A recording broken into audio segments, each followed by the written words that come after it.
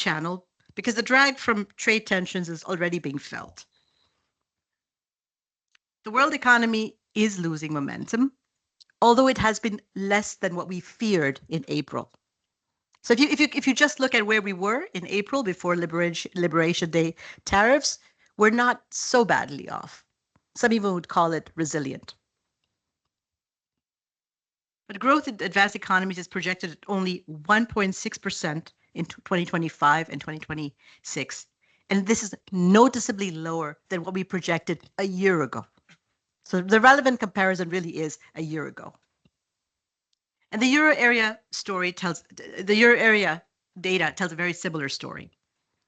Trade between the US and the European Union, which accounts for almost a third, I would say, of global goods and services trade, and about 20% of EU exports, has become more costly. And while there are pockets of resilience, overall growth for the next 2 years in Europe has been marked down by 0.4 percentage points compared to our October 2024 forecast.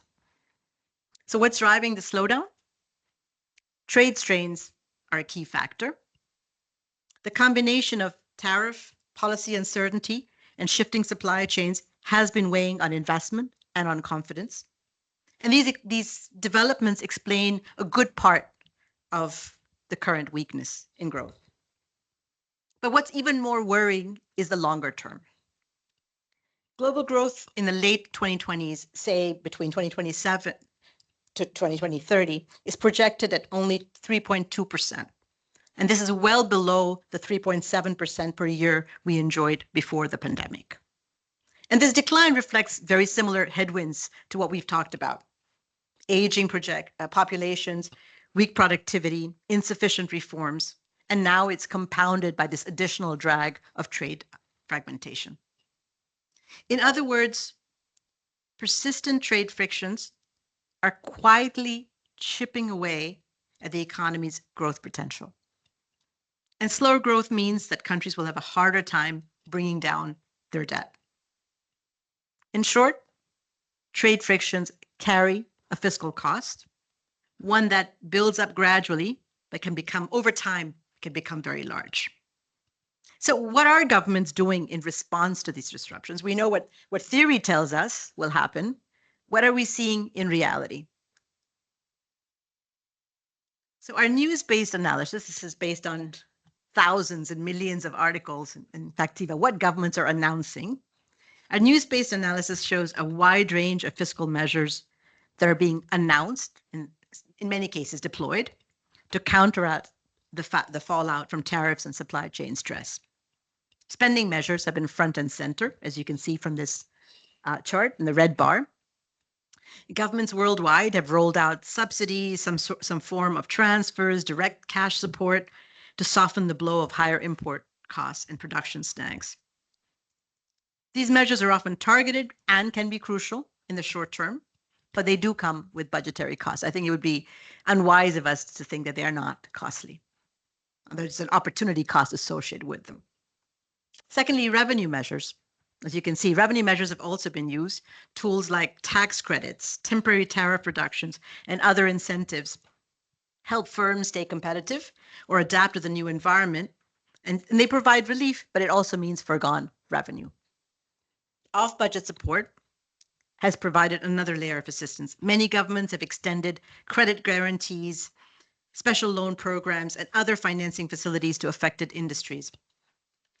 These support liquidity and investment, but they create contingent liabilities. I think we need to understand that they do create contingent liabilities for the public sector down the line. And then there's been a whole slew of non-fiscal trade actions, export bans, import restrictions, control on strategic goods, programs to promote domestic sourcing or to diversify exports. Now, they're not direct fiscal measures, but they can introduce economic distortions down the line. So taken together, it's a pretty complex policy mix. Governments are trying to cushion their citizens, their companies in the short term, while trying to maintain competitiveness in the long run.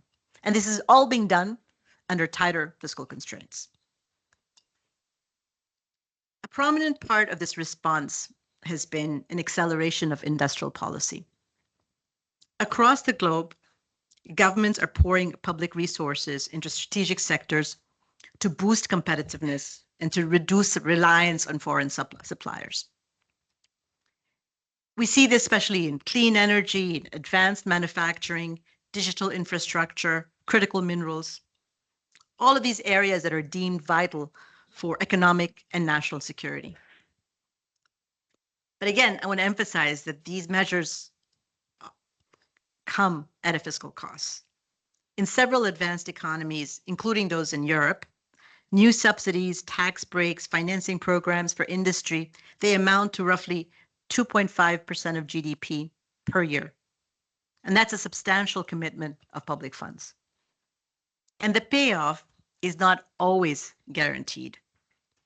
If industrial policies are poorly targeted or overly protectionist, they can misallocate resources, they can push up prices, or they can divert talent and capital away from more productive uses. Our theories tell us that.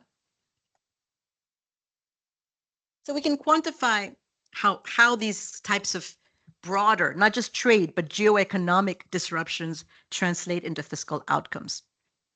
According to a new paper by my colleague 𝗗𝗶𝘀𝗶𝗰𝗹 and others, a serious fragmentation shock. So think of this as a sharp lurch towards deglobalization, at least in the past, could add as much as 2.5 percentage points of GDP to debt levels.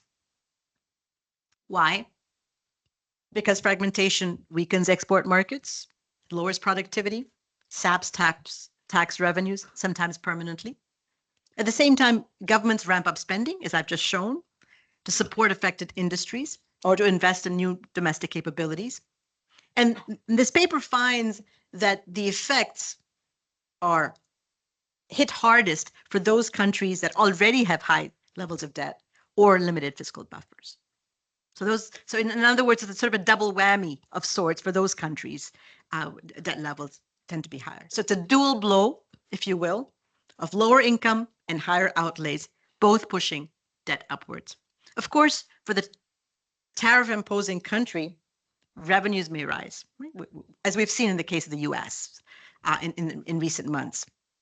But reversing them can also prove difficult politically and economically at this juncture. Financial fragmentation adds another twist to the story. Essentially, countries pay more to borrow when the world is seen as a riskier place. I think Ethan had a slide that sort of shows, at least temporarily, this tends to happen. So it's a sobering reminder that building fiscal resilience is urgent in this new world. In addition to these external pressures, we must consider fiscal policy uncertainty itself. Put simply, when households, businesses, and investors are not sure about a government's future fiscal path, whether it be about spending, taxation, or debt, the economy tends to slow down. And such uncertainty can stem from political gridlock, abrupt policy shifts, or lack of consensus on how to handle historically high debt. And today, geoeconomic tensions are amplifying these worries, making fiscal outlooks even murkier. So new analysis by my colleagues An Nguyen and others at the IMF finds that if the euro area if uncertainty in the euro area, policy uncertainty, were to spike significantly, and this is as proxied by a 2 standard deviation jump in the uncertainty index that they create, this could widen private sector borrowing spreads by around 0.4 percentage points within 1 month and reduce economic output by about 1% within 6 months, relative to a scenario of stable policy expectations. So in other words, when fiscal credibility is in doubt, financial conditions tighten and growth takes a hit. This is exactly the kind of feedback loop I described earlier. Higher uncertainty, higher borrowing costs, weaker growth, and even more fiscal pressures. So all of these developments show that fiscal space is under pressure. Now, None of these risks may materialize in reality, but the fact that they exist seems to suggest that fiscal space is shrinking, even as spending pressures grow and growth moderates.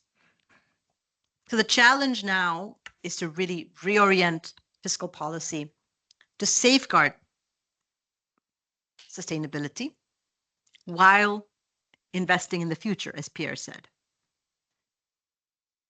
Put differently, policymakers must bring down debt or stabilize debt without choking off growth. And how can we achieve that economically and politically? The strategy can be encapsulated into 4 pillars. I'm going to be repeating some of the things that you've heard before, but I think it's worth a mention because it is the prescription, if you will, for overcoming this morass. So let me explain. Rebuilding fiscal buffers, reviving growth, reinforcing guardrails, and rallying public support. The first pillar is rebuilding fiscal resilience by reining in deficits and debt. In a world of rising uncertainty, the right response is not to wait. It's to act early. As economist Alan Auerbach, my friend, reminds us, hoping for a better future does not constitute an appropriate policy response to uncertainty. And waiting until the size of the problem is known is waiting too long. Yet many current fiscal plans, as we saw in our first panel, including in Europe, fall short of what's needed to manage mounting pressures. Deficits remain elevated, buffers are thin, and consolidation is often delayed. Of course, a careful balance is essential. Fiscal adjustments must be tailored to each country's circumstances, to the level of debt, to the growth outlook, to available space. One size clearly does not fit all.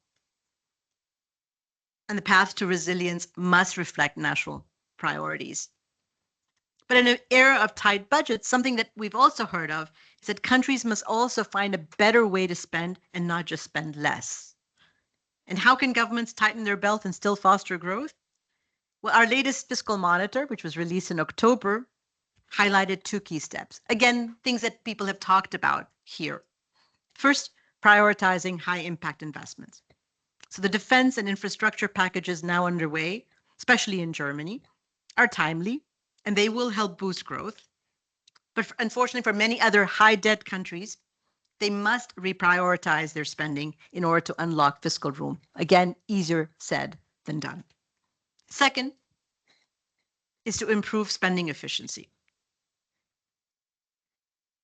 Most countries in Europe can get far more value from money than they already spend. Our analysis in this chart here shows that governments could on average gain about 1/3 more output by adopting best practices in public finance. And this is across the board, whether this is public investment or healthcare, education, or research and development. The bottom line, as Pierre said, spending smarter does build resilience. By targeting funds where they matter most, by reducing inefficiencies, countries can strengthen their public finances. They can create room to maneuver in the face of future shocks and support rather than sacrifice long-term growth. Second, another thing that we've heard before is that any credible fiscal strategy for Europe or elsewhere must ignite economic growth. Stronger growth lifts living standards, it durably reduces debt, and it creates the policy space that is needed to tackle mounting spending pressures. For Europe, this means addressing the structural barriers that hold back productivity. Right now, productivity in the EU is only about 3/4 of US levels. Closing this gap is vital, and it is possible. IMF analysis that appeared in the last regional economic outlook suggests that if countries align domestic policies with global best practices and reduce barriers to trade and labor mobility within the EU to levels that are seen, say, in US states, across US states, productivity could rise by as much as 20%. But even a halfway improvement, say halving those gaps, could yield about 9%. Now, these are huge potential gains. Yes, the rules of global trade are shifting, but deepening the EU's single market and intensifying trade with partners can help offset some of this lost access to other markets. In fact, ECB analysis finds that internal barriers in EU services and goods markets today are equivalent to tariffs roughly about 165%, respectively. And lowering these barriers could go a long way towards countering the impact of recent tariffs on EU exports.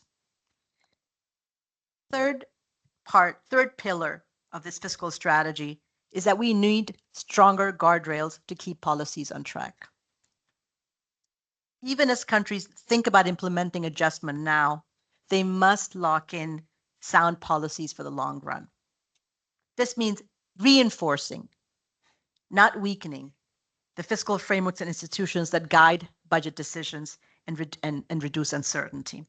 So our research, as shown in this slide, shows that effective fiscal rules and councils, and this is a causal relationship, that effective fiscal rules and independent fiscal councils can help immensely. They lead to lower deficit surprises, and they lead to more predictable policymaking.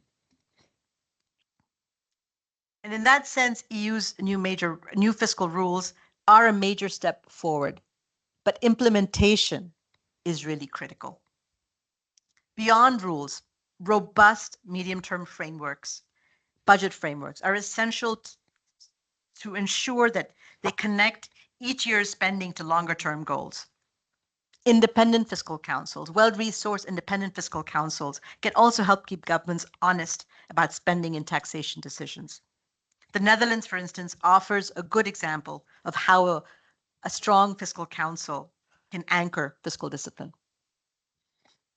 As uncertainty and spending pressures grow, countries should double down on fiscal discipline, and so that public finances remain a source of stability and not instability. Finally,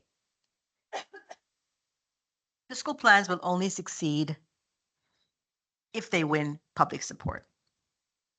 And communication here is really key. Shaping the narrative, informing citizens, and building trust so that necessary and sometimes difficult measures are understood and accepted.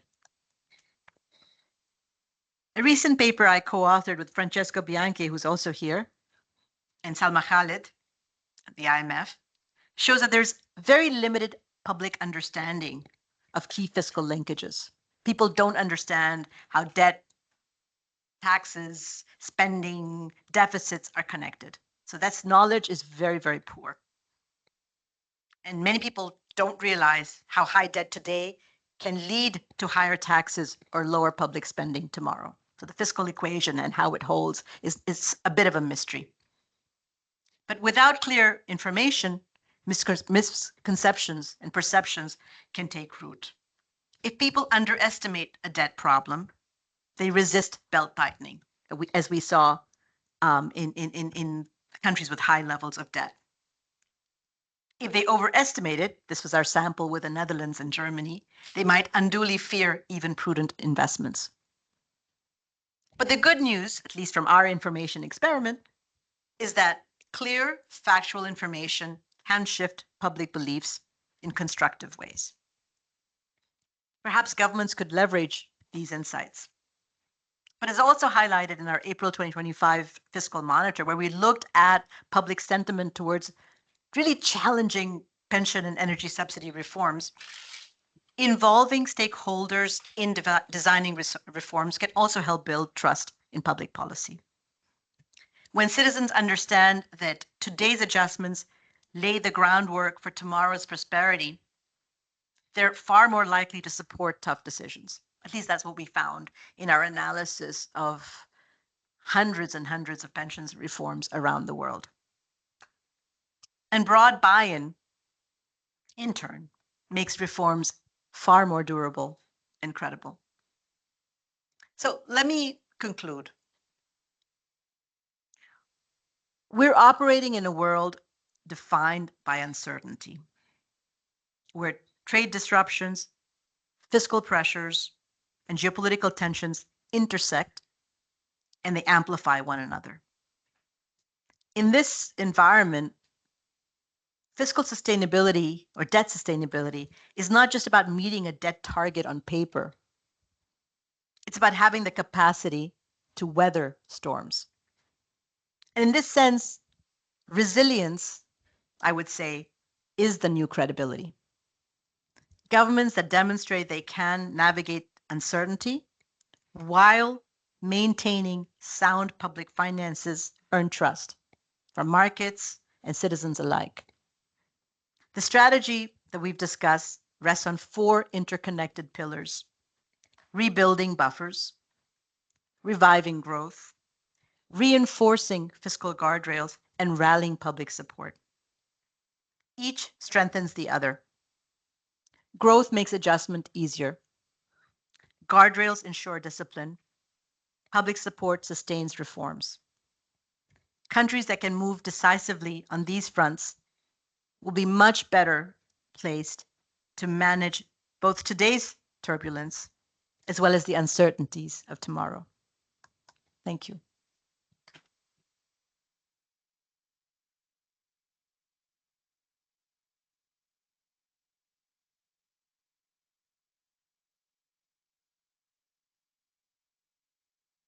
Sure, of course.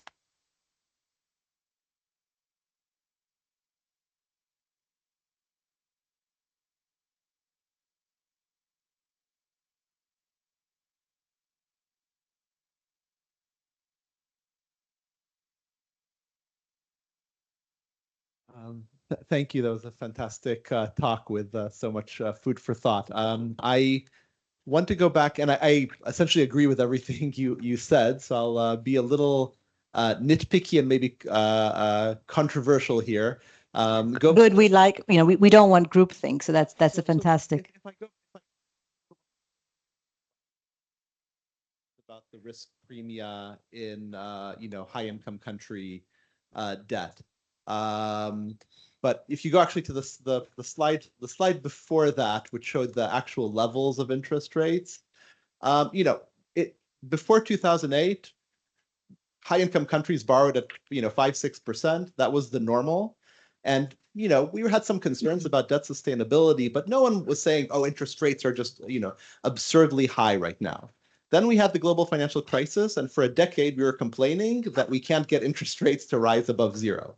And now finally interest rates are not zero anymore, and they're hovering at a lower rate than we've seen any time in since the 60s maybe. And we're now kind of expressing panic about the levels of interest rates. I'm concerned about public debt, but I would say that interest rates are the dog that refuses to bark here. I think they're just really, we have France with a no government and breaking its fiscal rules, and they can borrow at lower rates than they have almost any time been able to borrow in their history. So where do you I think the question we need to ask is, why are interest rates so low now, not why are they as high as they are? Should I take a few together, or should I mean, I'm happy to answer one-on-one as well as they come in. Yeah. You hear me? Yeah. Yeah. I have a simple question, although about Europe, although it may not so simple to give the answer, because I gather from what you said about Europe that you are concerned about debt keeping its increase, although not spectacularly as in the US and China, which seems to contrast to the message that we received from my former colleague from the European Commission about, well, the fiscal framework essentially being implemented and constraining the rise in debt. What are, in your view, the reason for this difference? It's just that you have a unchanged policy projection, for example, not taking into account of how country will respect the fiscal rules, or what else?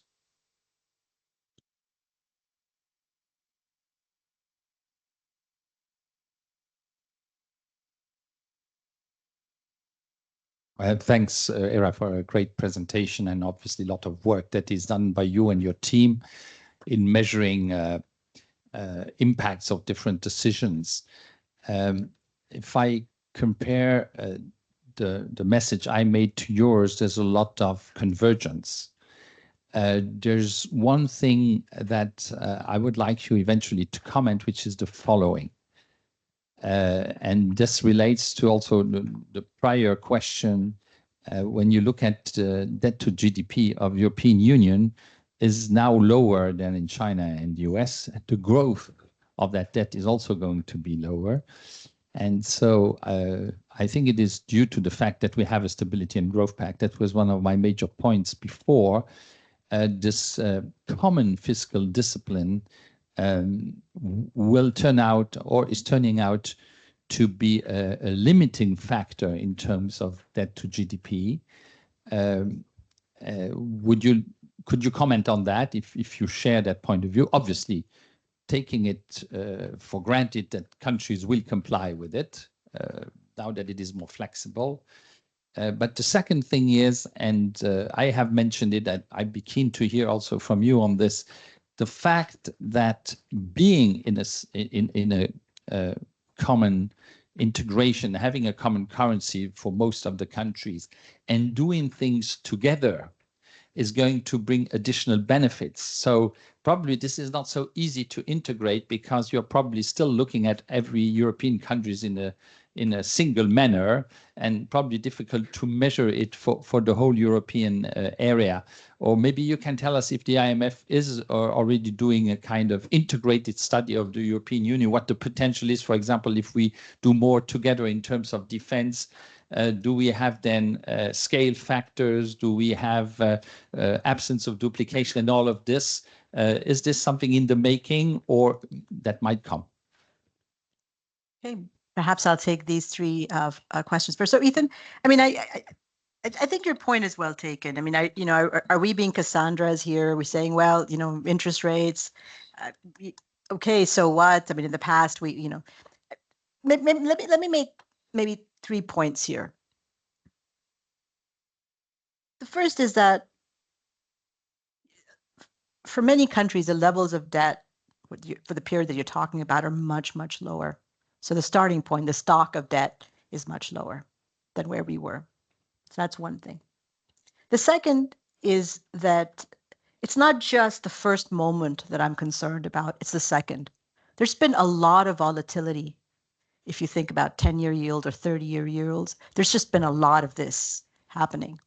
And at least when you look at the past, when there is that kind of volatility, bad things can happen.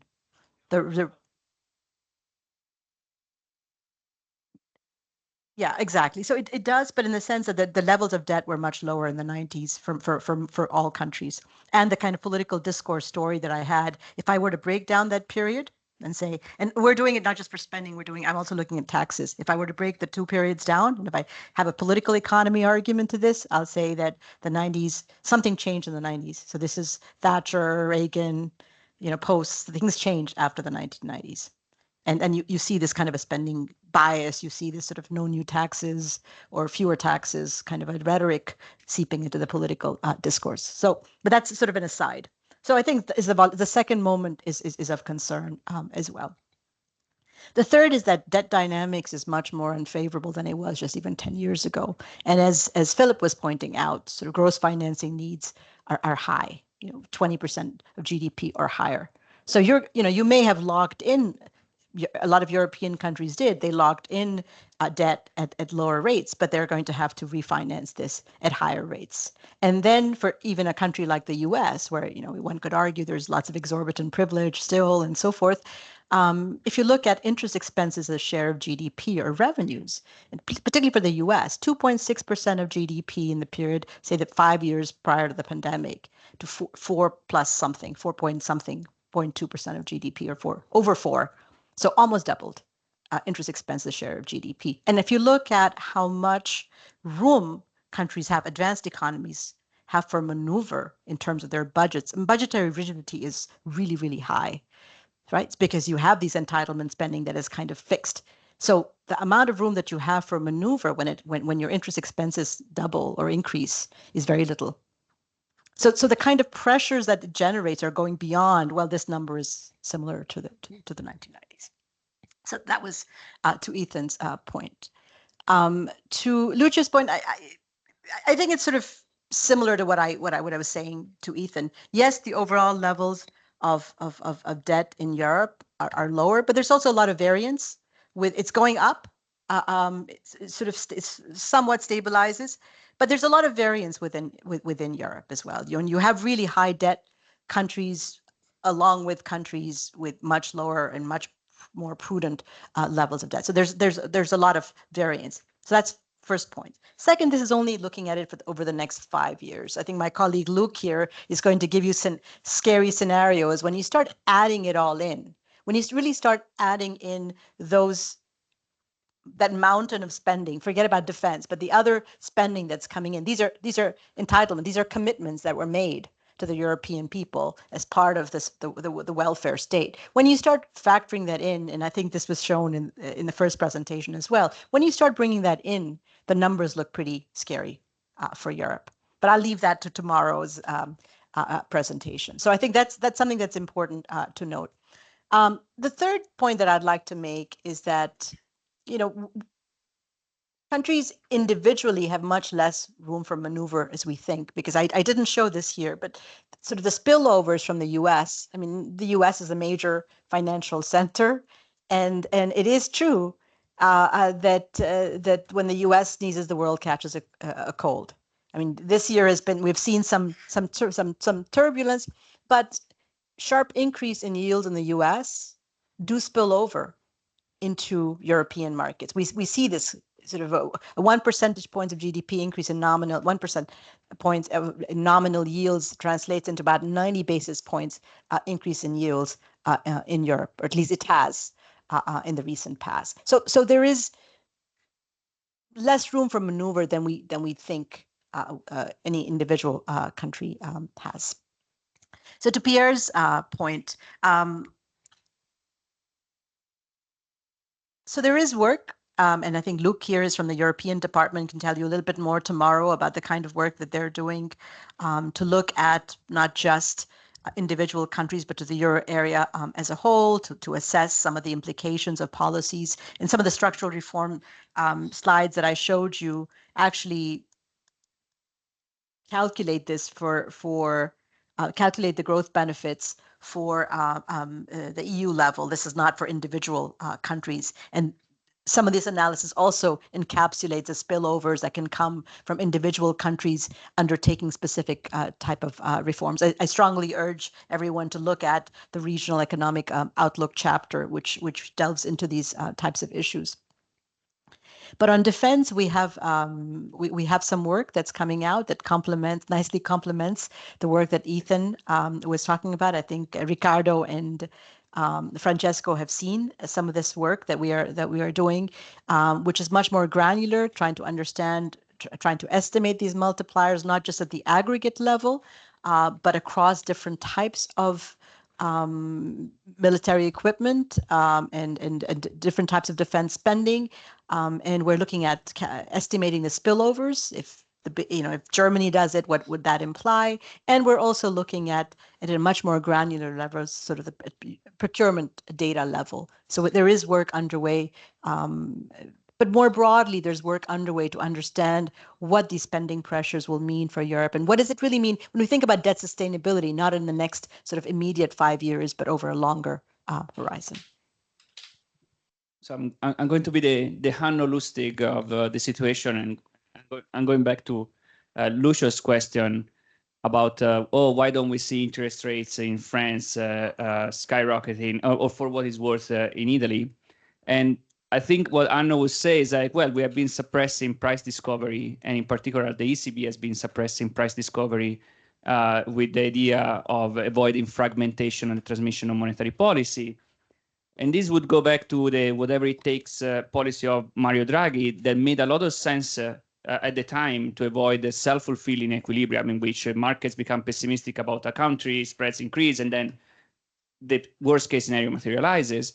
of course, once you make that part of the norm, countries expect that to be there in place, and you end up in this vicious circle for which you can't really undo it, because otherwise spreads increase, and immediately you get accused by the individual countries of not doing your job as a European Central Bank. So I don't know if you have any thoughts on that. I have the advantage that I'm in academia, so I can always, ask the questions without getting fired. You can also respond. Feel free to respond to that question. I don't work on Europe, so it's sort of hard for me to respond to that question. But I do think that there is sort of there's a sentiment on the part of governments that this sort of 10 years is a very long time. And so if you have 10 years of really ultra low rates, this is not just true here, this is, I think, true worldwide, not just in Europe, but worldwide. It's sort of, these are the good times, and your debt carrying capacity all of a sudden expanded dramatically, and you could do a lot. And sort of thinking that this may reverse, it's very hard for governments to fathom that these good times don't always last. And so this is why I'm going back to my friend Alan to say that the time when you're uncertain and you don't really know the future and what other pressures could come, the time to act really is now, instead of waiting for interest rates to come down magically again. So that's cryptic response, but we can close here. Thank you.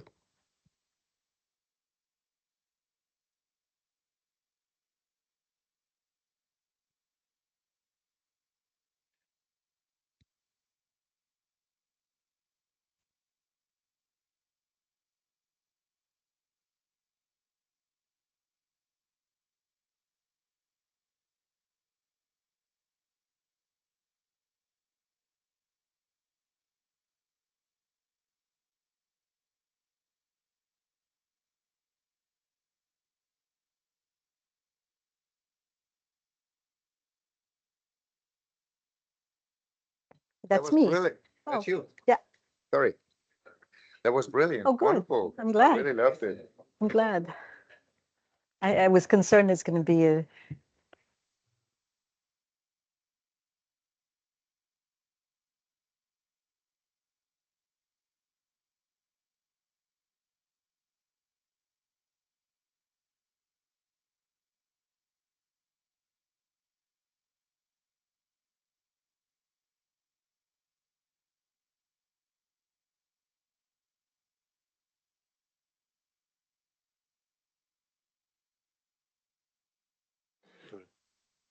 cose che si mettono nel forno. In tedesco si chiama Blechkuchen. Non so se cioè, riempisci una cosa. Ah, dobbiamo, ok. Yeah. Mm. Mm. Mm.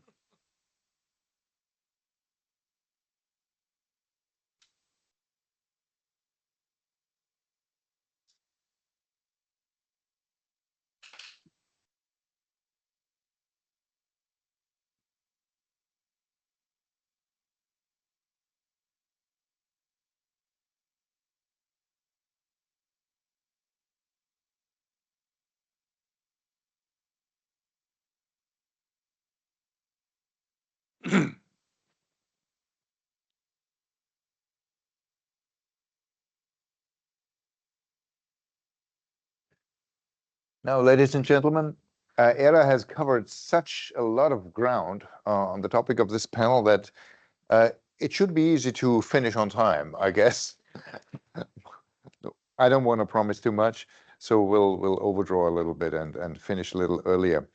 You have shed a lot of light on the various channels, how trade disruptions, in addition to the many other drivers, might affect fiscal sustainability.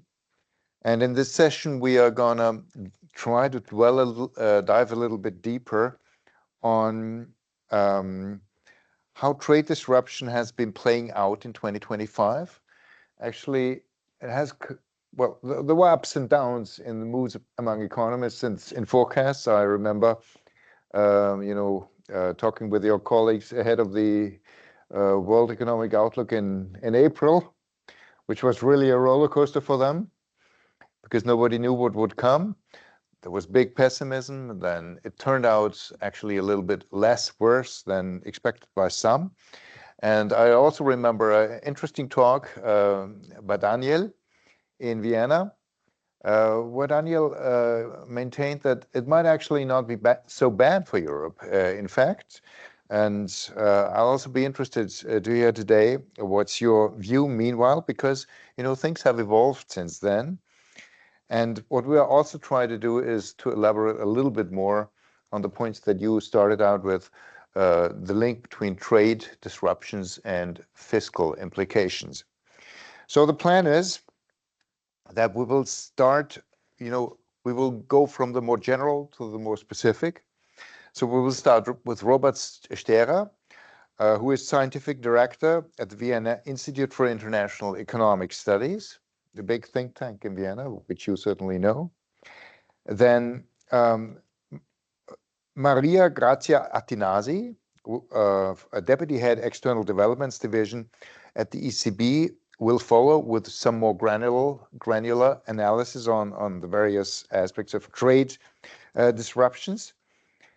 Then we will sort of give Daniel Gros the opportunity to criticize everything that has been said so far and to bring in deviant views. And then Martin will come fully to the point on the fiscal consequences. Martin is the head of the Secretariat of the European Fiscal Board at the European Commission. And Daniel, of course, is the director for the Institute for European Policymaking at Bocconi University. And Daniel is mostly well known for the long time director of CEPS. Okay, so let's jump into it. Robert, the floor is yours. Yes, we need the remote control. Sorry. Please.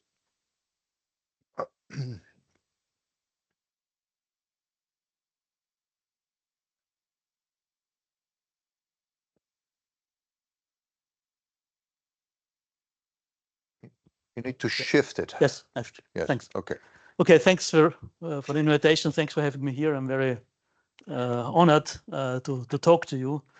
There have been already much ground covered, so I can be. I try to sort out the things I think I can add a bit to the discussion. Let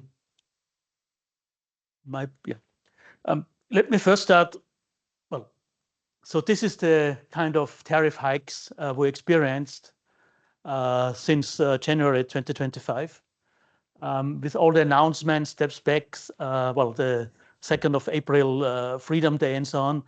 But you see on average, these average tariffs have increased from about 4 or 5% to about 16% on average applied tariffs, so trade-weighted applied tariffs, which is about an increase of about 10 percentage points.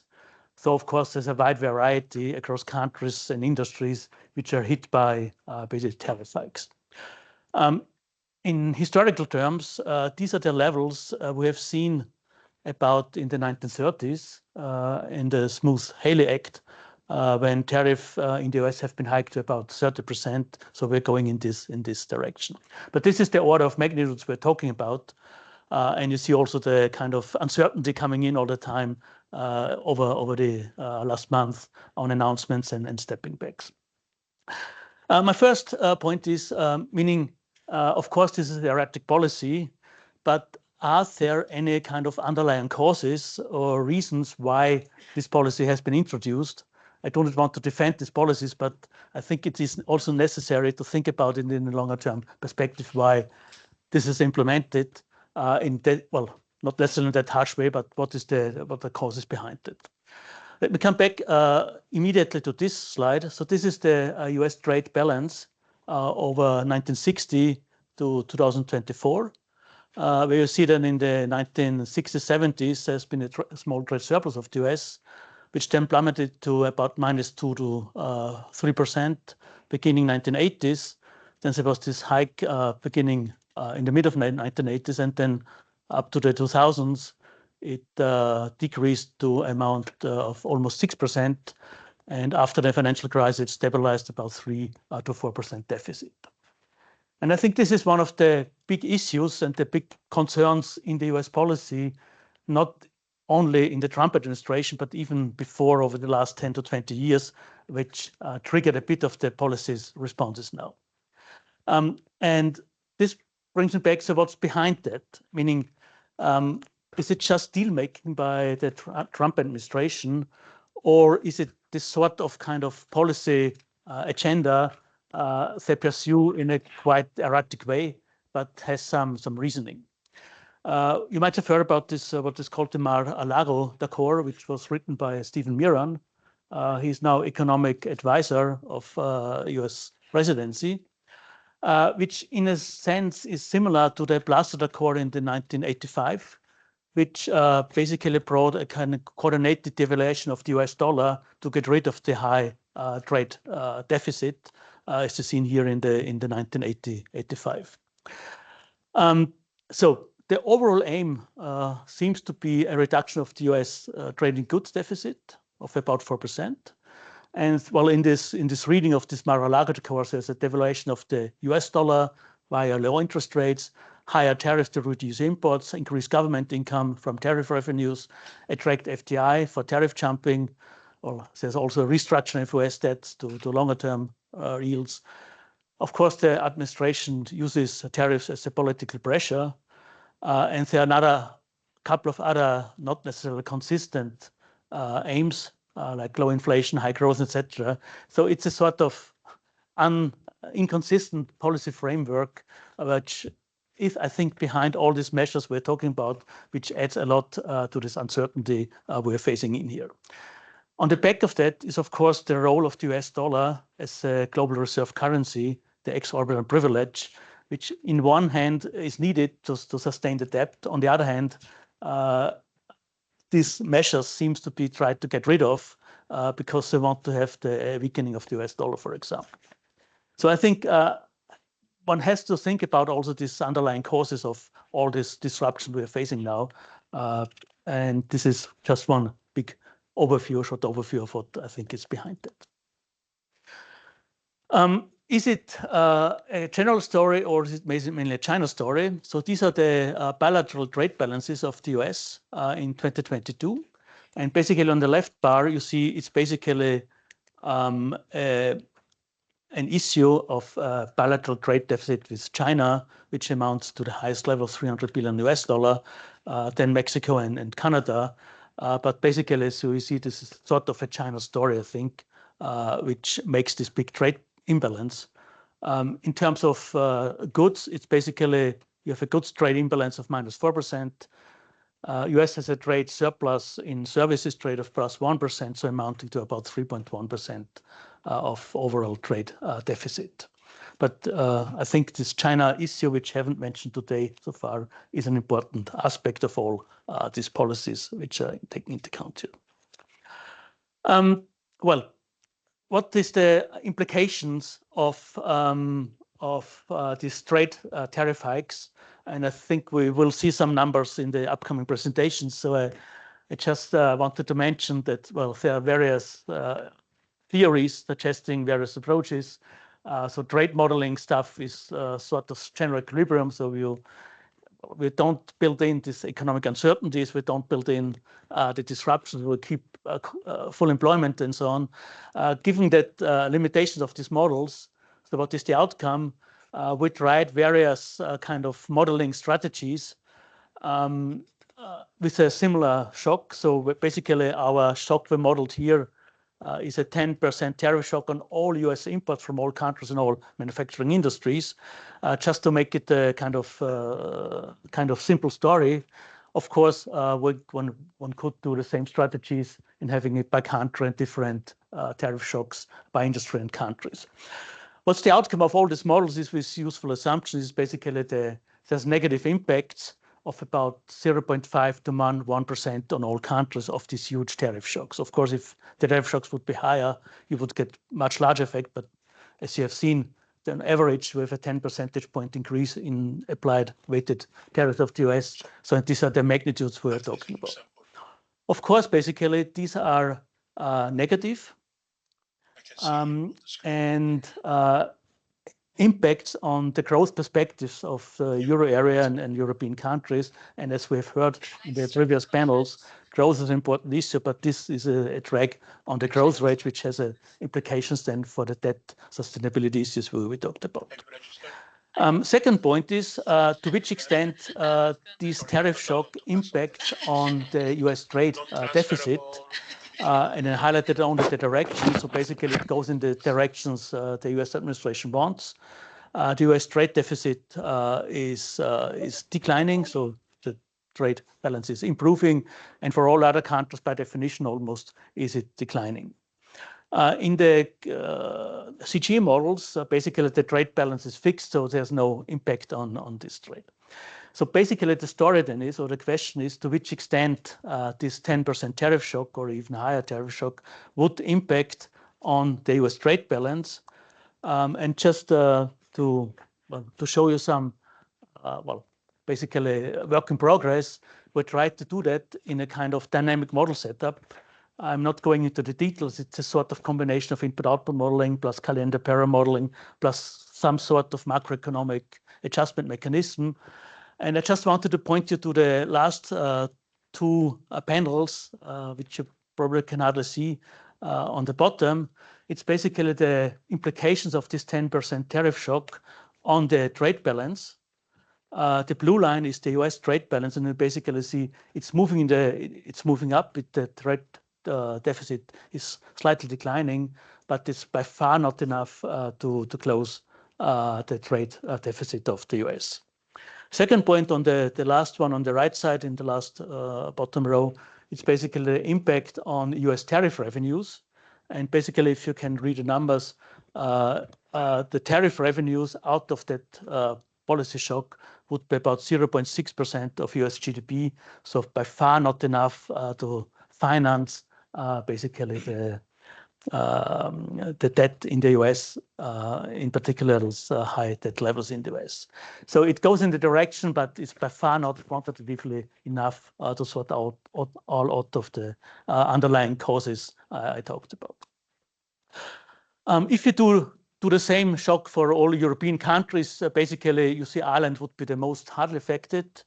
A 10% tariff shock on all US manufacturing imports would impact negatively on Ireland by -0.5% according to these model scenarios. In all the other countries, it would be in between 0.5 and 0.3% negative decline of GDP.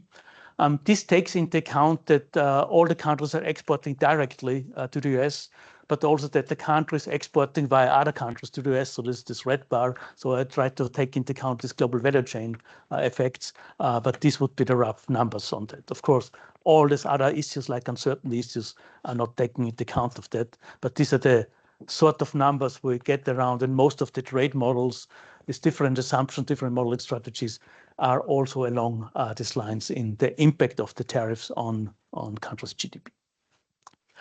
Okay. Brings me to the last points. I think the big question is on the sustainability issues. How stable is the US in this respect? And we have already seen some numbers. US is now facing a debt level of about 120% of GDP with a deficit of 6%. In the previous presentation, it was already mentioned that this is increasing to about 180 to 200% over the next decades. One big issue in that is this One Big Beautiful Bill Act, which is reducing tax revenues, increasing debt levels to about this 180%. I think this is one of the main causes behind that. US is also running a sort of trade balance of about -4%, as already said. And here also list the tariff revenues, which are about 13% of the US deficit. And in terms of GDP, it's about 0.8%. So basically, this feeds in already the expected tariff revenues from the tariffs in this year.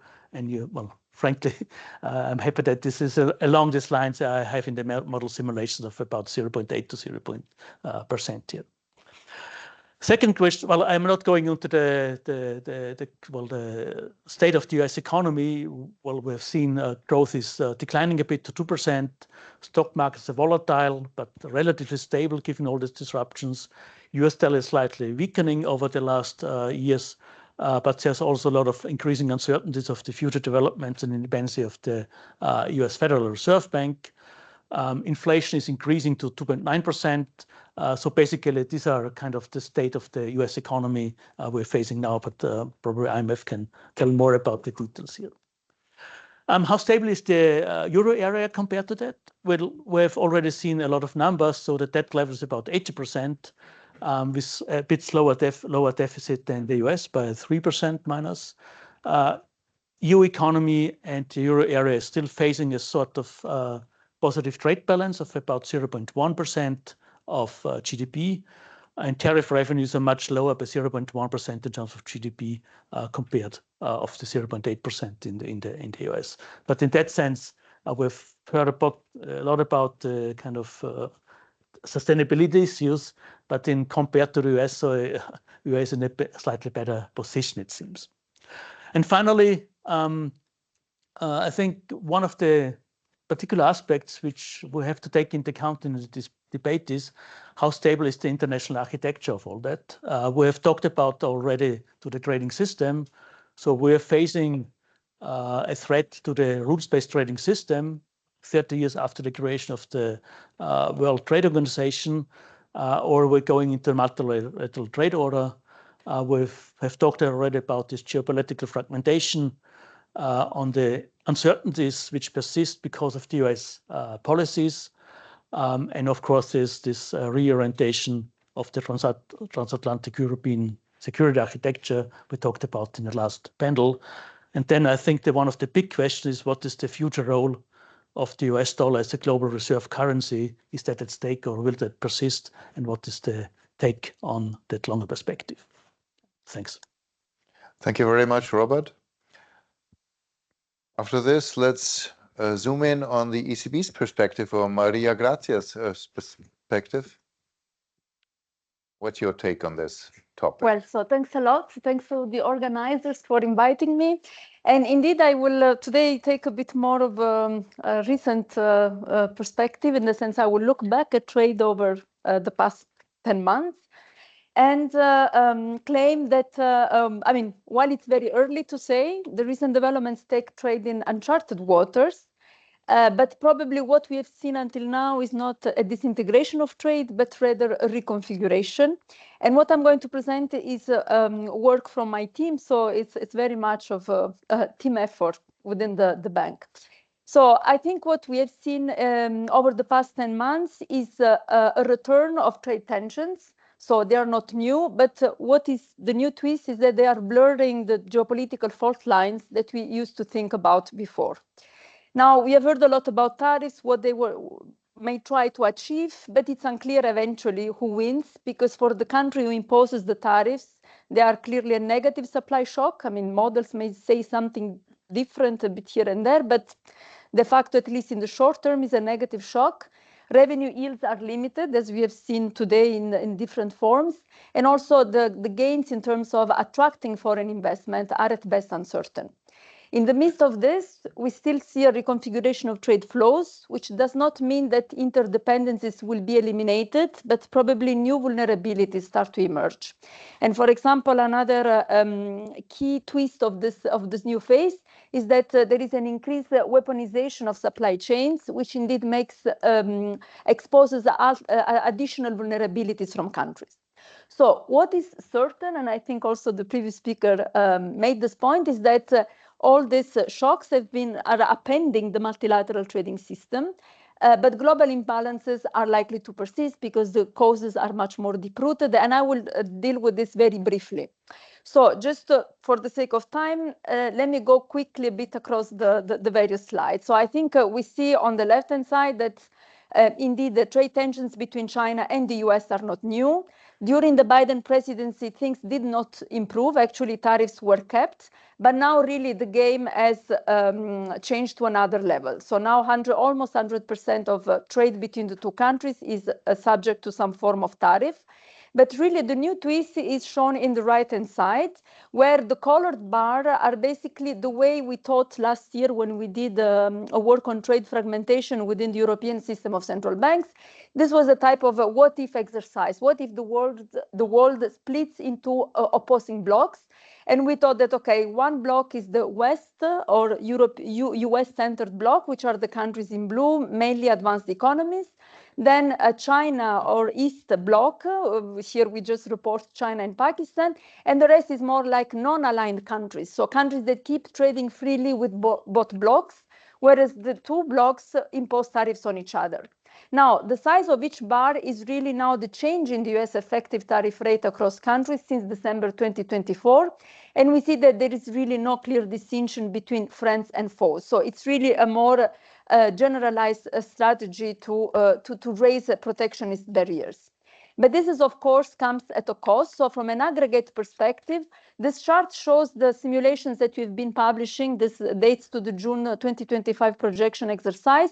And these are model-based simulations using our ECB global model, which is a semi-structural model for the analysis of spillovers.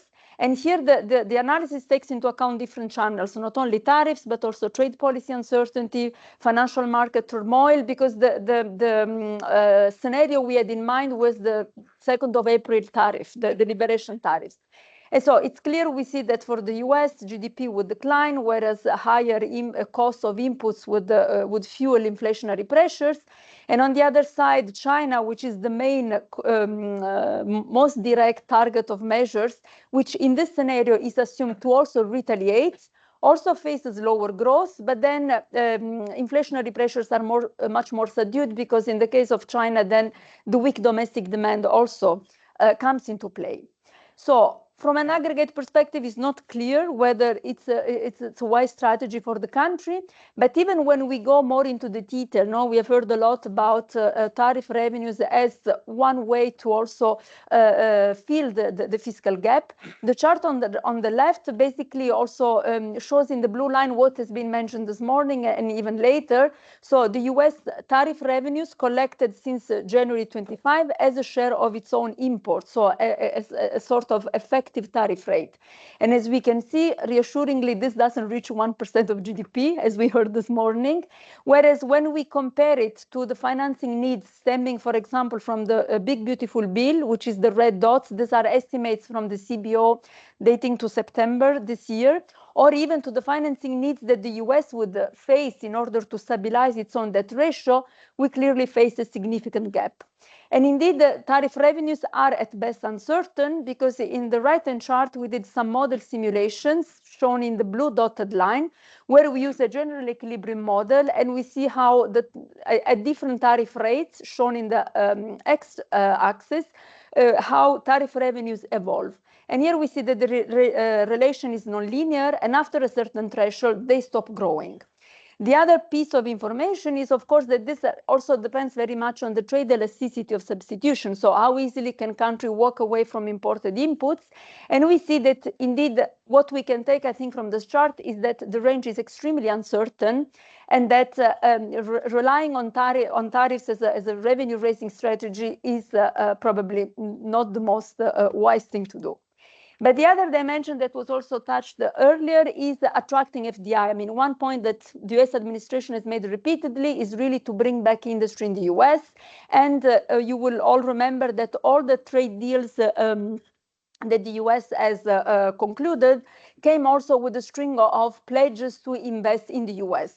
And the yellow bar in the left-hand chart sums up all the investment pledges that are in the White House website.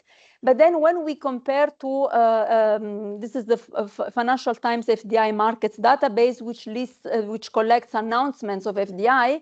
So when we compare what is reported in this trade deals with what is actually then vetted and by this data set, we see that actually there is a very big gap, and that announcements in the first 9 months of the year are not very different from the historical average. Now, reassuringly, when we look at previous presidencies, you still see a gap between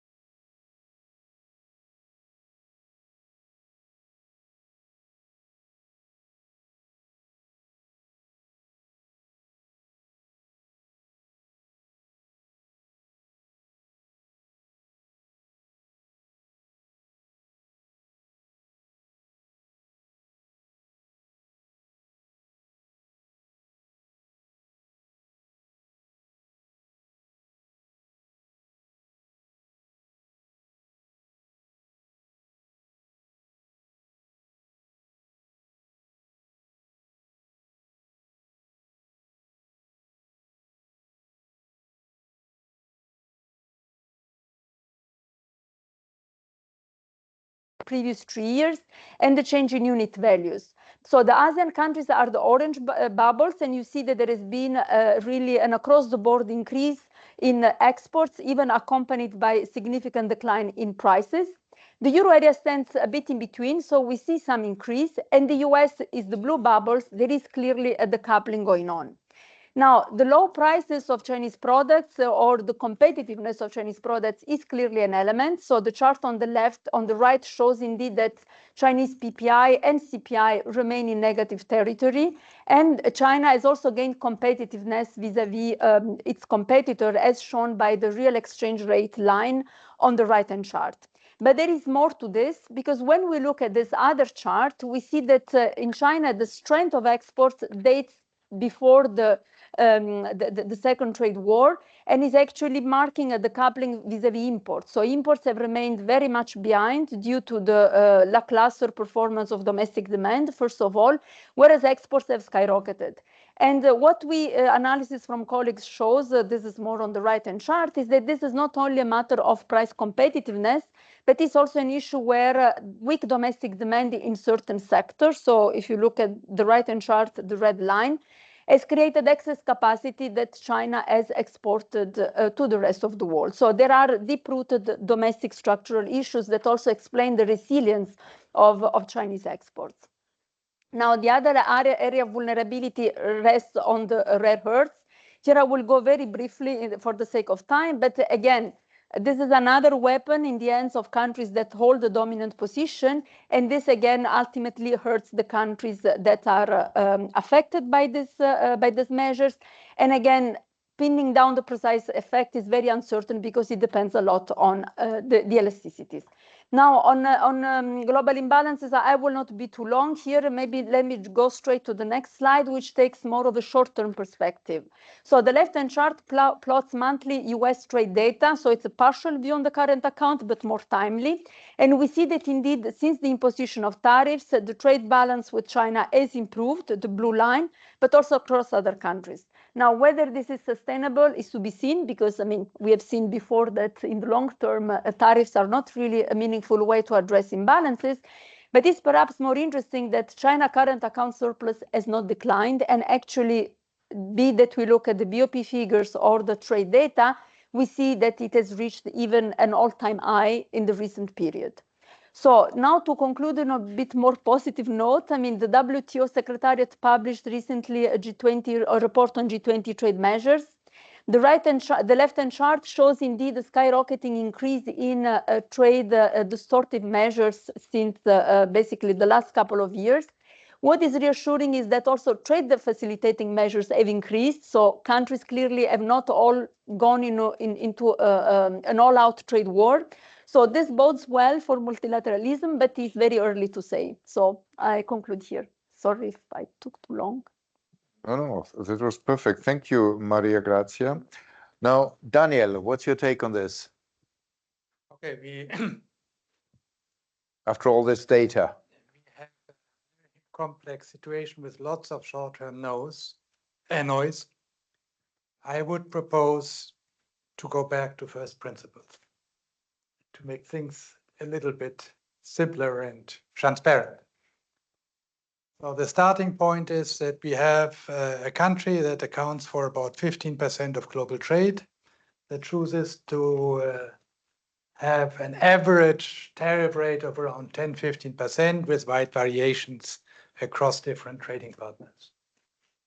Should that destroy the global trading system? Well, if the others don't react, right, the US holds the candle, right? And the impact on the global trading system could be minor. And let me make that more explicit also with reference to the 𝗬𝗲𝗀𝗃𝗃 experience. That was another episode where the US increased tariffs suddenly. By the way, at the time, the US had a trade surplus. And still, due to internal domestic reasons, and it increased tariffs to 60% on 1/3 of imports. So many people report that as a 20%, but it was really 60% on 1/3 of its imports. And what happened was that, of course, many countries retaliated in the first instance against the US. But then the decisive turning point came when the United Kingdom said, oh, now we have all these cheap imports from the European countries that no longer can export to the US. And therefore, we have to increase our trade barriers against the rest of the world. And then, of course, the system unraveled because everybody goes against everybody. That's very different from the US only doing it. And I think that's the key point. And that's why I think for the present situation, as long as we, oh no, I'm saying in Europe, keep our nerves, then I think the damage will be limited, very much limited to the US most likely. So I don't see a big impact on our economies, let's say from the rest of the world, from this tariff moves by the US. There's of course uncertainty, but we all know that uncertainty has the strongest impact when it's temporary uncertainty, right? Option value of waiting. But once this temporary spike has been resolved, or people assume that now they know more or less what's going on, then I think the impact on investment and other decisions should be very, very limited, given the limited overall economic importance.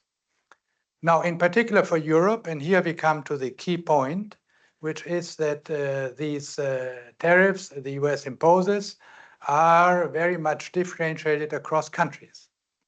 I think you show that partially. It's basically 15% against everybody, independently of political preferences, and 40%, 35, 40, 45 on China. Now, what does that imply for Europe? We have one of our biggest export markets there, where our producers gain a comparative advantage vis-à-vis China, and a very substantial one. And we always complain that the Chinese are the biggest competitors, the most serious competitors. So I think the net impact of that is not so clear. If we accept another first principle that the tariffs themselves don't affect the trade balance, actually the numbers you show is actually the trade balance is flat, more or less, with some initial thing, right? That means that then US imports will only be, the totality will only be redistributed across country, right? Less Chinese and more everybody else, including more European. So I think if one keeps the nerves, right, then one should say that the net impact on Europe is likely to be very limited. I don't dare to say positive, but very limited. And then if you, again, come back to first principles, and you think about two countries that have a trade war with each other, even if it's more one-sided, not really totally symmetrically. This means that the exporters from that country, take now China, lose one part of their market. So they have to lower their prices elsewhere. Flood of Chinese exports to the EU. But remember earlier what I said. If trade balances don't change, the net impact will just be a trade of term loss, which you documented for China. And the rest of the world, in particular Europe, now has a bigger market because they have the US protected from China. That means European exporters can increase their price. If you put it in a model, I've done that, if you general equilibrium global model, then basically the outcome is no change in overall trade balance, not the bilateral, but overall, and a trade of term loss for the countries that are engaged in the trade war, and in terms of trade gain for the rest of the world. And I think that's what we are experiencing right now. Maybe our real exports don't go up a lot, but in price terms, we get cheap Chinese imports. We should say many thanks. So we can export more expensive products to the US and elsewhere. And by the way, we also have a small advantage in the European producers have a small advantage on the Chinese market. Think Airbus versus Boeing. So I must say the implications, overall implications of this tariff story on Europe should be very limited. But it will test our capacity to adjust to sectorial changes, because the exporters to the US and the import pressure from China will be on slightly different sectors, products, industries. And as I said, from general principles, if you're flexible, we gain. If you keep our nerves. If we start now erecting trade barriers towards China, then we lose. And then, of course, we can get something like the bad equity with 𝗵𝗏𝗄𝗏. So I would say this trade is for Europe really of a second order of importance. What is much more important, which you alluded a bit, and I don't have time to do that, but we can talk about that later, is the trend-wise upgrading of the Chinese export structure towards more high technology goods. but it's a trend that's going on that overlaps with this. And I think that is the real challenge for European industry, not Trump tariff. Thank you, Daniel. Let's see how it will play out. Let's now ask Martin for your take on the fiscal outlook and the implications of trade. Okay, well, first of all, thanks a lot for inviting me. It's great to be here. Now, as the last one in this panel, and after a long series of great presentations, I face the predictable risk of repeating things that have already been said. The upside is that if what has been said so far is correct, and I believe it is, then I'm correct by association. But then the added value may be limited. So I have prepared a presentation which actually repeats many of the things that have been said already. So what I try to do now is to maybe still go through the slides and still maybe highlight a few caveats, also then later maybe for the discussions. Qualifications. Okay, in the interest of time, this is the roadmap for my presentation. Nothing exceptional there. So we have heard from several speakers, if not from all, today that we are. I use this now this term in a new fiscal baseline. I have chosen to illustrate the point at this graph from a recent publication of the IMF. Some of you may know it. Actually, it's good. It's actually one of the few that have not yet been shown. So I've been lucky with this one. We use my blog. Wonderful. Yeah, exactly. So the essence here is that if you focus on the red bubbles, is that the trend towards higher growth is not just a recent one, but it has going on for a while, and the prospect is for further increases. And so this now is considered to be an issue. Maybe two, one, let me start with one qualification as regards Europe. It came up already before, namely that in Europe, the increase, it was said, the increase was not that dramatic as compared to the US or other areas. But one thing that we need to remind ourselves always when talking about Europe, and Philip actually mentioned it before, is that there is no European fiscal policy, and actually the accumulation of debt or the trends as regards public debt in Europe are very diverse. We have countries that have continuously accumulated debt over various shocks, sequences of shocks. Others have not. Others have conducted a fiscal policy. If you just look at the debt to GDP ratio over a longer period of time, that is in line with what the book prescribes. You use a debt as a buffer, and then you reduce it during the recovery, and then voila, comes the next shock, and then you use it again.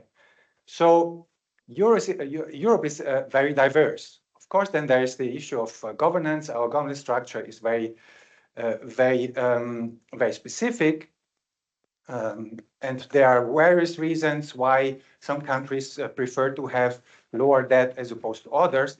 But this we have to keep in mind that in Europe, the preference for running deficits and to accumulate debt is something that diverges across countries quite a bit. Okay, maybe the second qualification, but this is just as a recollection for us all, for the sake of completion. Not such a long time ago, we thought that debt is not really a problem, especially the level of the debt is not a problem. But this has changed, and we seem to have moved on in the assessment of what high debt levels imply for us. And the key challenge that we see is that while we have now accumulated, some of us have now accumulated a lot of debt, and now how can we avert the effects of additional market stress? And here comes then the question of trade disruptions or geopolitical disruption. And here, I'm afraid, here I have a graph that was already shown before. So, and we see this sort of disruptions very clearly in a type of measures that have become very fashionable these days for good reasons, namely these measures of uncertainty. So I don't need to go into the details of this graph. You see that there are these spikes, but not only related to trade, not only related to trade, and we face these uncertainties when we have realized that we are running, at least in some countries, out of fiscal space. Plus, there are these additional spending pressures linked to aging and so on. Here, I would argue, and this echoes a little bit what I've heard today, I would argue that actually the prospective impact of aging, things that we actually know for certain that they will happen, that the impact of that is actually going to be much more serious than the impact of trade on the sustainability of trade disruptions on sustainability. So this probably is one other caveat that I would like to add here. So we have been knowing about these additional pressures or related to aging for a while. We have known about their magnitude, but that we were relatively relaxed about to some extent. Now comes this geopolitical disruption, trade war was mentioned. To me, of course, this comes at the unfortunate moment when we are running out of fiscal space. But if I had to rank sort of the importance of developments in terms of their impact on the sustainability of public finances, trade disruption would not be at the first place. But when we talk about trade disruption, probably we also mean not only the tariffs that the U.S. administration has been implementing, but we have seen a sort of a fragmentation also before, in the sense that there was this idea of sovereign autonomy. We need more autonomy in terms of sovereigns in Europe and other places of the world. So it goes beyond just the possible impact of tariffs. Now, okay, so now what are the implications, the potential implications of these trade disruptions or this increasing fragmentation, the quest for more strategic autonomy on the sustainability of public finances? Now, when I try to think about it, I was reminded of this book. Here you have the cover it on this slide. So this is completely new compared to what we have seen before. So voila. And I'm using it because this was a book that I had to read for my PhD. Okay, so there are probably other books that present the same kind of arguments, but it was a reference, a key reference at the time. It reveals also my age. So it was published at the beginning of the 90s, and it was meant to be sort of the reference that showed in a comprehensive and integrated manner the benefits of integrating trade theory with growth theory. And the overall conclusion of this book, a fantastic book, I don't know the potential successor. As I said, there are probably more recent books that try to do the same. But the overall conclusion is that trade is good for growth. globalization is good for growth. Now, what if you accept what this book says, or at least even if you don't accept every detail, then by reversing globalization, by fragmentation, we risk reversing all the benefits that are listed in this book, and that I think were part of the mainstream so far. And here I'm not going to go through them. They were also mentioned before already. But the overall, and here, what I'm saying here is that possibly the impact of, or most likely, in my view, the impact of trade disruption, what we call trade disruption or fragmentation, are not so much in the short term, but if these trends persist in terms of fragmentation, they are more in the medium and long term. And therefore, in the long term, if we continue with these fragmentation trends, then we will have lower growth again, if you accept the ideas that are presented in this book and that have sort of dominated the mainstream for a very, very long time. So low growth, we know it in the intertemporal budget constraints is a negative for sustainability of debt. Now, the policy dilemma here, again, just for completion, I'm not going to read the points. You will recognize some of them, or all of them that have been mentioned already today. What I'm going to reveal now to you is that I wanted to trick my pessimism and ask ChatGPT to come up with a policy recipe based on the events up to the COVID crisis. So what are the policy? I can't remember exactly what I wrote, but the idea was, let's ask ChatGPT what it would suggest in terms of policy proposals that member states in the EU, I think I used specifically that, would have to address or implement in order to stabilize their debt and to improve their debt sustainability. Now, why am I saying this? Because the recipe is the same as the one that we have heard today, in light of everything that has happened after COVID. Okay, so the recipe is that we are trying to present to the policymakers have not changed at all. So this is precisely what ChatGPT has produced in relation to what has happened up to the COVID crisis. So, and here again, I'm referring to a recent publication of the IMF. I found the title fantastic. So how can Europe pay for things it cannot afford?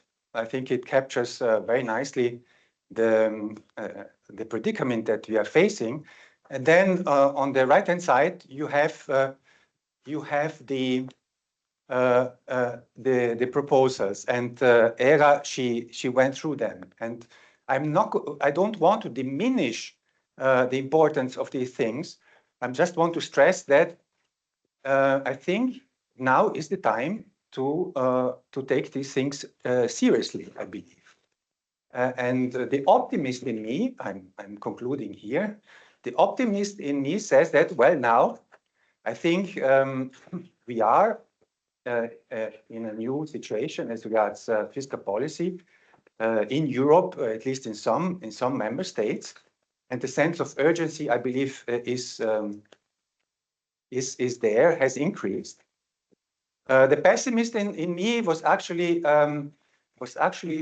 thinking more in terms of, well, there will be will be types of financial repression. But then this morning we have heard that there's not much hope from financial repression either. So we only have the only option that we have is to remain optimistic and to really assume that this time is different, just to use a term in a different context, and that policymakers implement a recipe that has been around for a while.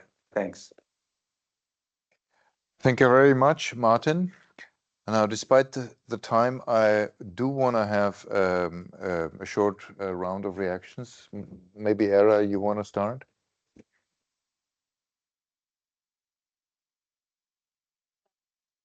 Wanted to make was that if you were to look at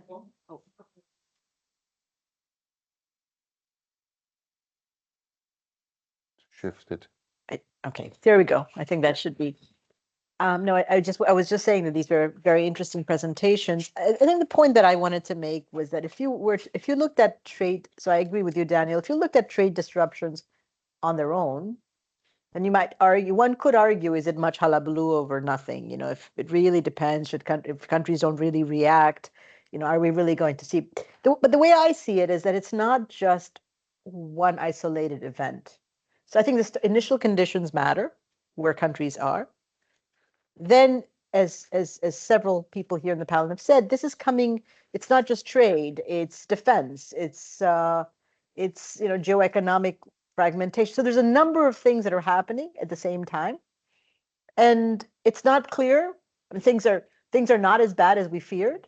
But what if our assumptions and our views and our projections in April had borne out? That was going to be a major shock. I mean, I think everybody would have agreed that, you know, if that had actually materialized. So the point that I really want to emphasize, and I think I've tried to make in my remarks as well, is that the future is inherently uncertain. And in the world that we live in, it's even more, if that's possible. And so how do you sort of bootstrap? I mean, what is, you know, I always think about Tom and Lars Hansen talking about robust control. So how do fiscal policy, what do robust control fiscal policies look like in this kind of a world? And I think that's really sort of the crux of the matter. And many of the prescriptions sound the same because the fiscal equation has to hold irrespective. But what does a robust control policy look like in a world where there are many more uncertainties than we had, say, prior to the pandemic? So that's the bottom line that I wanted to emphasize. Thank you. Let's complete the round maybe now with again Robert, Maria, Daniel, and Martin, and then conclude. Yeah, thanks. I fully agree with what you said. It's this trade uncertainties come on top of or on the margin of what's happening otherwise. Well, I think Daniel and we are not that too far away. I think so. I haven't touched upon this retaliation issue. Of course, if every country retaliates, then we're in a different state even. But I still nonetheless think that the global trading system and the rules-based trade order is in danger in a way that any country could impose any constraints now, saying, well, we have to defend our national security and so on and so forth. So I think in that sense, we are now having a different phase of the global rules-based trade order than we had, say, a few years ago in a way, right? So that's I think so. Well, we know that the appellation board in the WTO is not functioning since 10 years or so, and these are kind of sorts of these things. I think you well explained in a way that how trade economists think in how the models work, that we gain a comparative advantage against China if China has a higher tariff to face than we have. Of course, well, this is the kind of modeling kind of explanation. On the other hand, European exporters face many more constraints exporting to China than vice versa, and so China could raise these frontiers even higher in a way, which again adds to the uncertainty of the trading system. So I think we model out in the models relative price shifts, but on top of that, there are many other policy measures which now can be implemented much easier way. I think this gives to me a bit more threat to the world trade system than we see from our simple models, basically, in a sense. Thank you. Daniel. So there is not, sorry, Maria. No, I mean, I liked a lot the take from Daniel on the fact that if we keep our nerves, then maybe we can weather relatively well. And indeed, I think we also had some 1 year. I mean, earlier this year, we were looking a lot at what happened if you have retaliation. And now this is much less because indeed it's not rational to retaliate in a sense. But I mean, I am a bit less in agreement with what you say that trade uncertainty is temporary. But how long is temporary? In a sense that now we've been in this situation for 10 months. We saw that these measures, the tax-based measures, have declined. But I'm not sure when we look beyond the tax-based measures and we look more at the companies, whether their uncertainty has declined. Because in such a very, I mean, okay, now we have a trade deal with Europe and so on, but is this the last word, or are we going to have more changes, more, we are still waiting for sectoral tariffs, semiconductors, rare earths, again, is this export controls is something that can pop up out of nowhere, and where Europe is very much vulnerable. So the picture you are describing looks like one where Europe can decide not to choose sides, no, trade with China, get cheap imports and re-export to the US. But given all we've been discussing today in terms of defense, national security, I'm not sure Europe can choose to be in the maybe neutral bloc in a sense, no?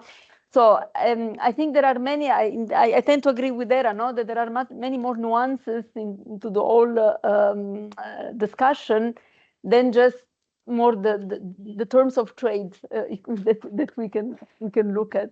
So for me, I think it's really more about what will be Europe's position for the medium term. No, it's really probably a confrontation that does not end with Trump. No, might go further. But thanks a lot. So Daniel. I didn't want to minimize the severity of the fiscal bill, right?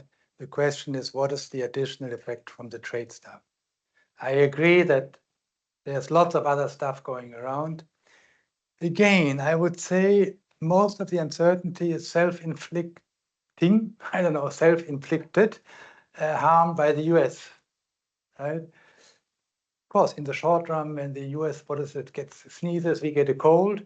But if I'm taking the longer term view, right? If the US adopts whatever less rational economic policy in the long run, I don't think that really has a strong long-run impact on our growth product. Let me make one parenthesis which goes in the other direction. I was actually surprised. I would have said with higher debt levels, when you have non-linear dynamics, then actually smaller shocks becomes more important.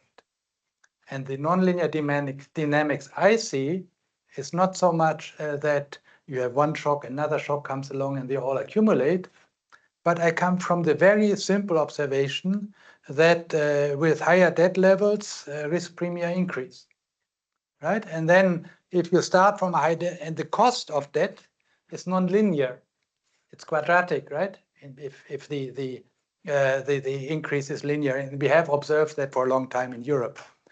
And therefore, the higher the debt level, the more the loss from variability, right? And if the variability increases, that of course means the outlook is worse. But coming back to the trade part, I find really secondary, and I find it important because the trade part is such an occasion for self-inflicted harm for Europe. Because of course all the sectors that lose, they cry for help, exactly, right? And for example, semiconductor, we knew that the world was uncertain. These guys didn't take insurance. Now, okay, I think we need to have some tough love towards our industry. Not saying every disruption that occurs, that we have to help you. I think that is why I'm concerned. about this overestimate of the trade harm. We should tell our industry, you know the world is rough, right? Adjust, do it on your own, and don't always cry for mother or whatever, EU or national government to bail you out. And that's why it's very important for us to keep our nerves and follow that policy line that will strengthen us.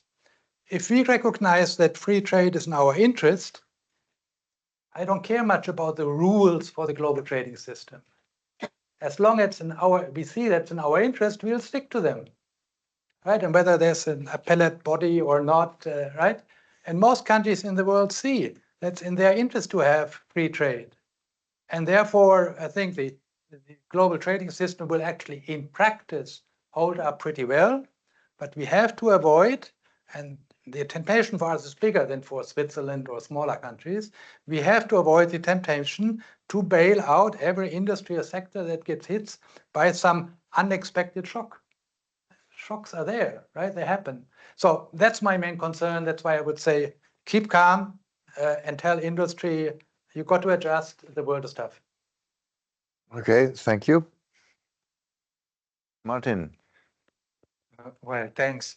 Well, I'm not a trade expert, but maybe just to follow up on what I mentioned before. So leaving aside the possible effect, large or small, of this tariff history now, my sense is that we are seeing also a more broader fragmentation. Just think of what was happened in the Netherlands with this company 𝗵𝗵𝘃𝗃, or limitations on let's say the exchange of students. I mention this because again, in this fantastic book by Grossman and Helpman, what they argue is that trade is not just beneficial from a static perspective, but it's also about the transfer of knowledge, access to innovation. And I have the impression that there, whatever may happen now with these tariffs and their impact on GDP, there we have taken a road that certainly has a negative impact in the medium to long term on growth, and therefore, ceteris paribus, also on the sustainability of public finance, especially in countries that have already accumulated very high levels of debt. And then whenever a new disruption comes, then of course it is much more difficult. Thank you, Martin. Now, I have learned from monitoring this watch that if you overdraw and it's totally red, then it turns green again. So this is what a central banker would call moral hazard, but I don't want to overstretch your patience here. So I would rather abstain from inviting questions and close the session. Let me make a few concluding remarks from what I took along. And of course, there are holes in my perception, but I'll try my best.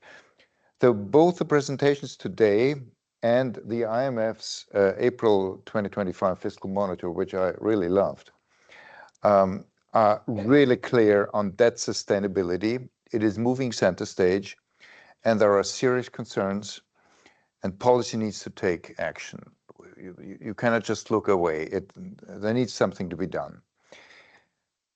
It was mentioned that sustainable debt is needed for sustainable growth. It was also mentioned earlier by Gramegna that sustainable growth is needed for sustainable debt.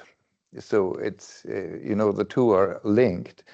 I take along, we need a comprehensive strategy to bring public finances back to a sustainable level, which also includes, of course, growth enhancing measures, as was said. Third, the effect of trade disruptions and geoeconomic fragmentation on growth and fiscal sustainability are not so clear-cut for the EU. One needs to distinguish between the short term and the long term. One needs to distinguish between the aggregate impact versus sectoral implications. Some sectors are certainly hurt more than others. One needs to distinguish between the impact for various countries. We saw interesting tables, totally different pictures for different EU countries. But I also took along that it's too narrow to look at trade only. The problem is bigger. The loss of reliability on the rule of law, the uncertainty that is generated by these abrupt policy changes and strategy changes, the weaponization of everything is maybe the core problem. And a final point that I want to leave here is I also took along that Europe's challenges are, for the most part, not due to the things that happened this year, but they are more long-lasting, more structural, and they are also to a large extent homemade. So let's not be complacent, blame everything to external circumstances, instead focus on the things that Europe can and should improve itself. With this, let me conclude. Thank you very much. Thanks for the great cooperation. And we see you tomorrow at 8:30 for breakfast.